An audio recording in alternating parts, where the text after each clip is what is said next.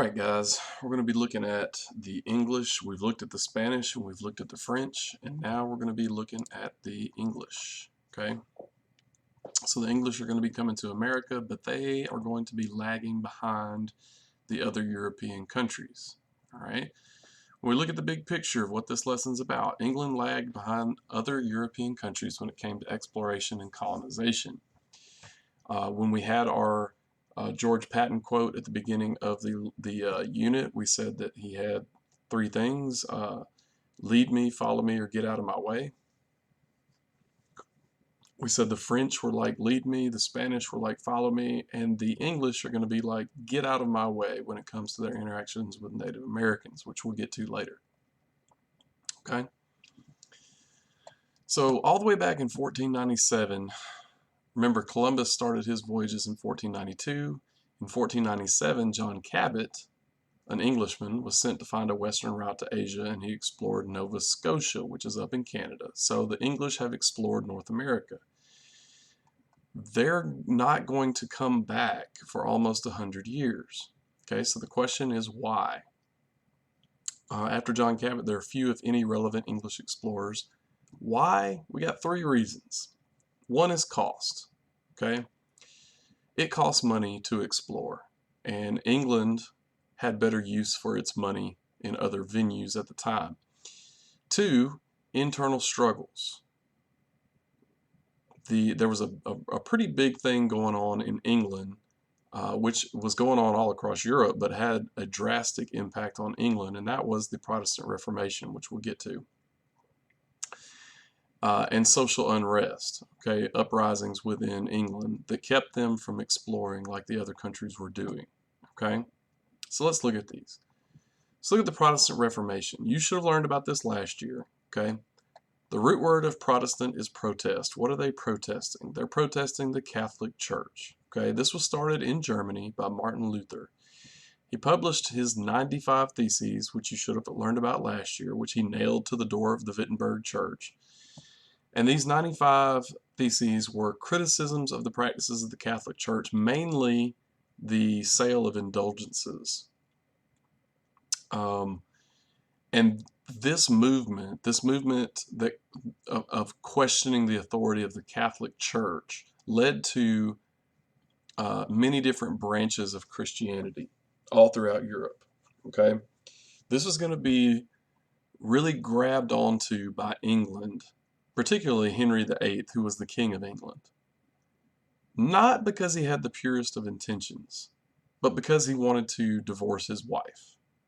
Okay, Henry VIII wanted to annul his marriage to Catherine of Aragon. An annulment is actually a step above a divorce.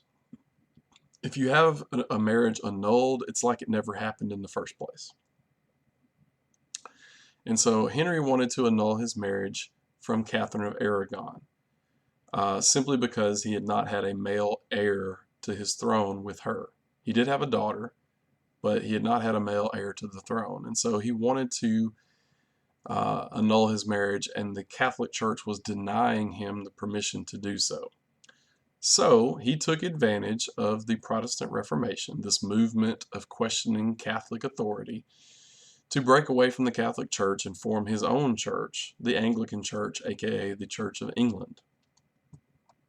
All right, this is Martin Luther. This is the German monk who started the Protestant Reformation, and this is Henry VIII, the English king who really used the Protestant Reformation for his own personal reasons.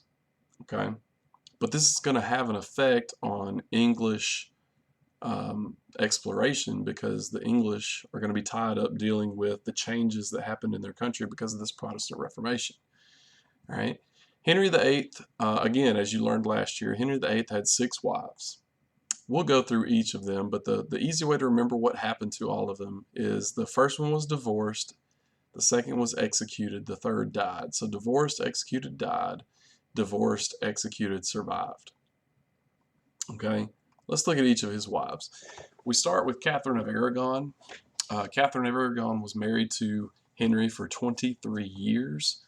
They never had a living son, but she gave birth to Mary, who will become the Queen of England and she will try to undo all of her father's doings. Henry breaking away from the Catholic Church, Mary will try to restore Catholicism in England, and she earns a rather dubious nickname in the process. You've probably heard the nickname Bloody Mary, and it's because Mary, in her effort to restore Catholicism, had many people killed and burned at the stake, so they called her Bloody Mary. But Catherine was married to the king for 23 years, and she's the one that he wanted to divorce, all because they never had a son together. The second wife was Anne Boleyn. She will have a living daughter, Elizabeth, who will also become Queen of England after Mary.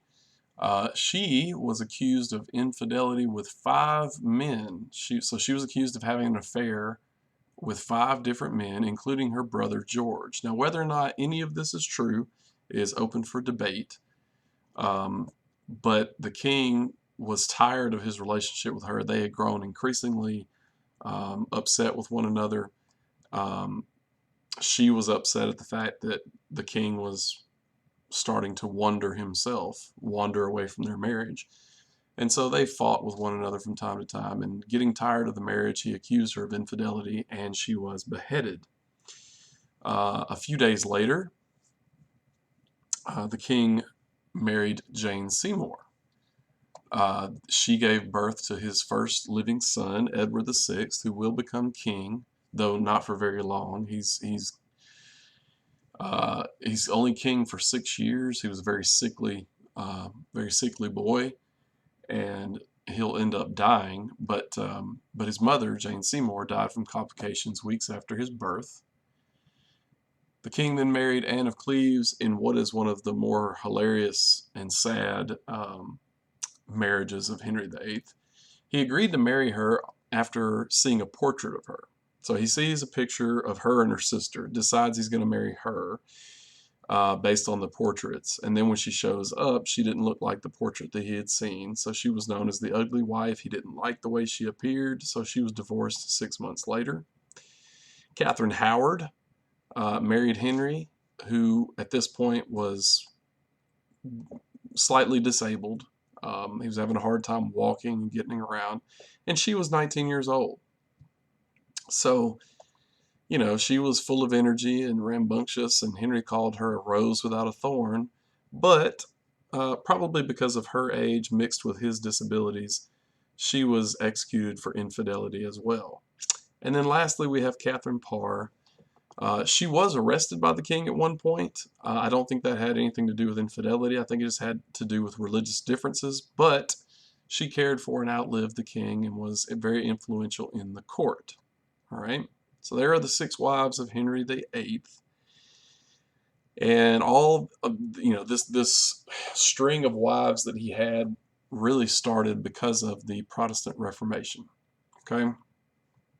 So the internal strife caused by the Protestant Reformation kept England from being at the forefront of the age of exploration. Other issues that were going on in England were financial.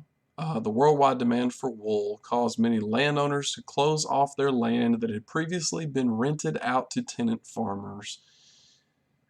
And here's the sad truth of the matter when it comes to the enclosure movement, as it's called. These farmers were kicked off their land, or well, it wasn't their land, but they were kicked off the land that they were renting because the landowners realized they could make more money by raising sheep and selling the wool than they could by renting land out to tenant farmers. So these tenant farmers are going to be looking for places to go, and eventually leaving England and coming to America would become an opportunity for these poor homeless farmers. But until that time, there's just a lot of social unrest in England due to the homelessness and the financial issues that were raised by this enclosure movement. Okay?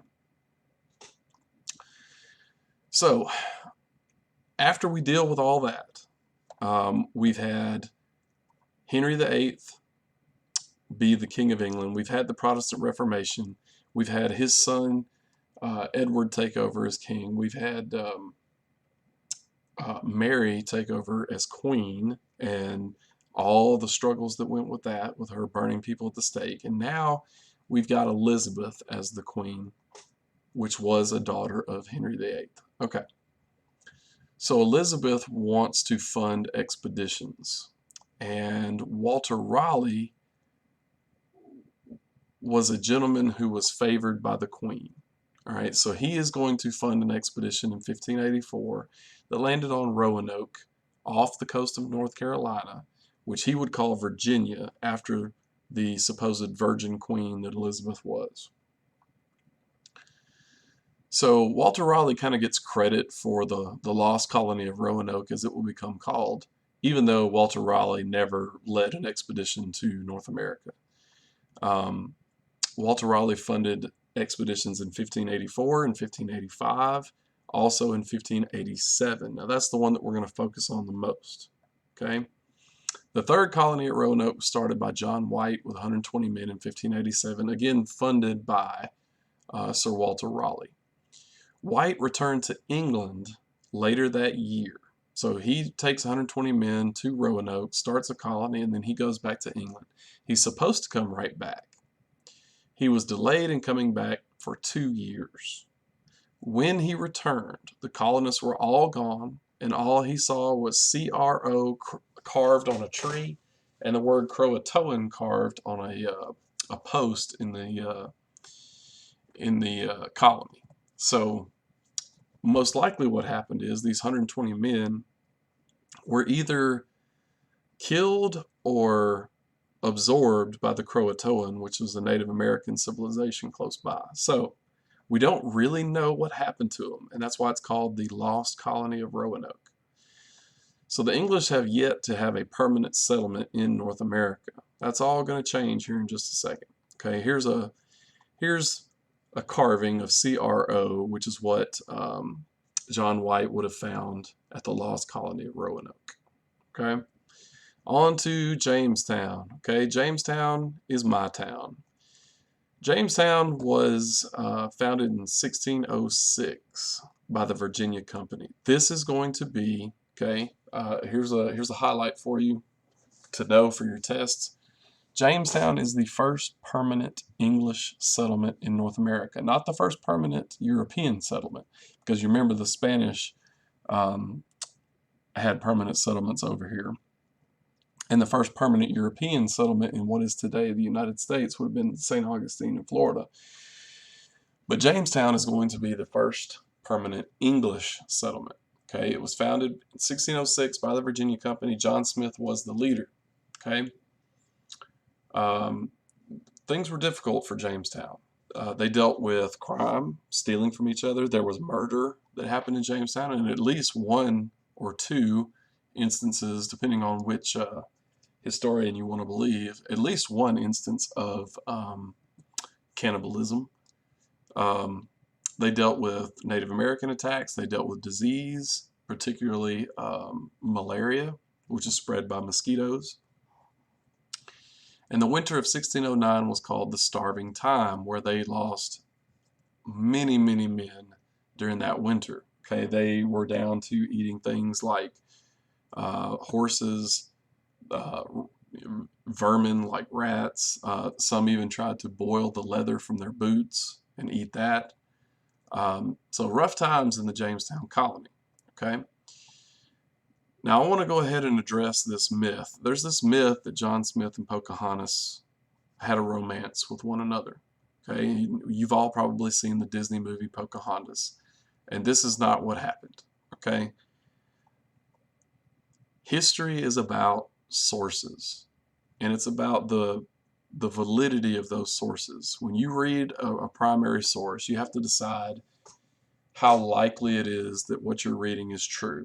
The more sources you have, the more likely something is. If you only have one source of something happening, that's not great evidence. And we only have one source that John Smith and Pocahontas even met one another. That source is John Smith's journal, okay, his diary, all right? And in his journal, he talked about Pocahontas saving his life, but not a romance. You would think if they had a romance with one another that he would have written about it. Secondly, Pocahontas was a young girl and John Smith was an old man. When I say young girls, somewhere between the ages of 8 and 12. So I highly doubt that a young girl somewhere between 8 and 12 years old had a romance with John Smith. And if she did, that's a crime. Okay? John Rolfe was the actual Englishman that Pocahontas dated and eventually married. Okay, we're going to learn about John Rolfe for another reason. He's the guy who ultimately saved the colony at Jamestown. So colonists were forced to eat rats, snakes, horses, corpses during the starving time of 1609, and after they made it through that, John Rolfe developed a strain of tobacco that could be used in England, that was profitable in England. So the profits from John Rolfe's tobacco are what end up saving the colony at Jamestown. Make sure you know that. Tobacco is the product that saves Jamestown. Okay? To attract more settlers, they were given the right to hold elections and have pretty much a local government. This idea of local self-governance becomes an American ideal. And this was all started in Jamestown, where they had the right to hold elections. And representatives in the Jamestown Assembly were called burgesses.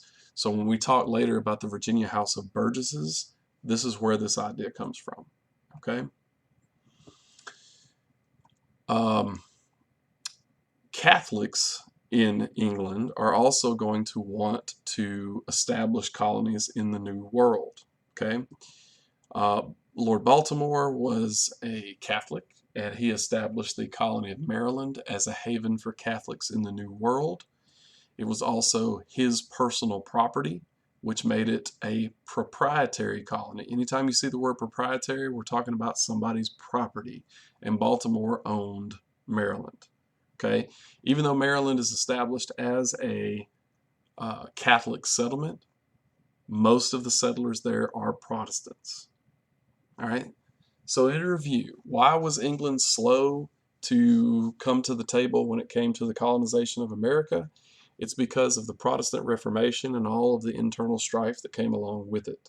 But once they started to establish colonies in the New World, they are never going to look back, and eventually England will be the country with the most influence in what will become the United States. Hope y'all are having a great day.